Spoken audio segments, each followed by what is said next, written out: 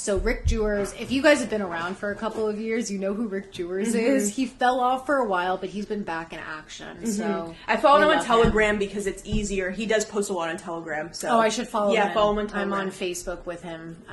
Okay, so he posted today, to affect more of the advancing timelines, that is to commence shortly a confession theme by the remnant of darkness in higher places and their old power regimes.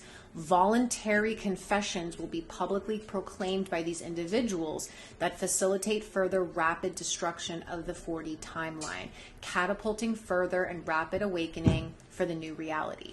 These confessions will primarily come from political and financial sectors of the old regime. Shortly after confession, these certain individuals will vanish from the timeline through natural circumstances, leaving an unprecedented level of truth that is disclosed to the ascending timeline and the appropriate 6 billion souls advancing forward. So he kind of insinuates that 2 billion are not going to move forward. There is no redemption for the darkness, and not the choice to disobey an omnipotent order, and therefore they must reveal themselves in ill intent to clear the slate and open the doors to see for the souls of light to go forward. There is no negotiation of this divine order. It is absolute and directly individually given to the confessors.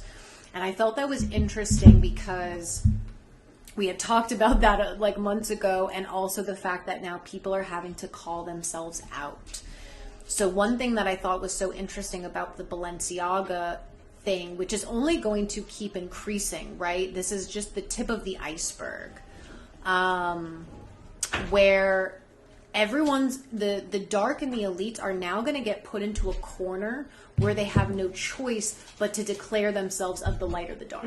And Mom kind of always said that, and I almost was wondering if like whoever did that Balenciaga campaign, did they do it purposely because they have to disclose that they're of the dark? Yeah, I saw a TikTok where that artist has that similar style, where they hired that photographer and they have other stuff, I guess, publicly, like maybe probably on Instagram, that they have done similar campaigns with children. So Balenciaga knew, because they were like... And like the purposeful things in there, like the Supreme Court case that was in there, the Josh Duggar case was written on the wall, the pedophilia case. Like this was not accidental by any means. No, I feel obviously, and I didn't follow everything closely, but they were saying like Balenciaga's like, we didn't know, you freaking knew. This person has done these campaigns, like this style with children before, so you guys knew, so don't lie.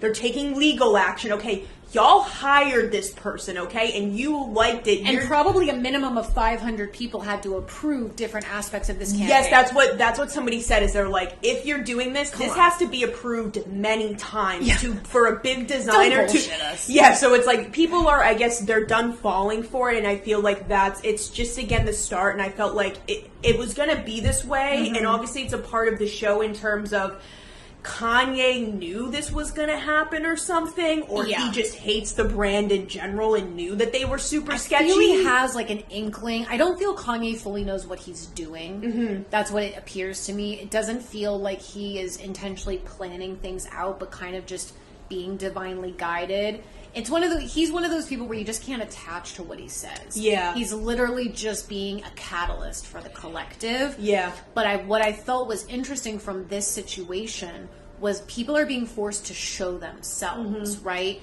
So I'll give you a couple examples from this week. When the FTX collapse happened, it forced all these people who have been promoting this shit, who are knee deep in the corruption and embezzlement behind it. They're not apologizing.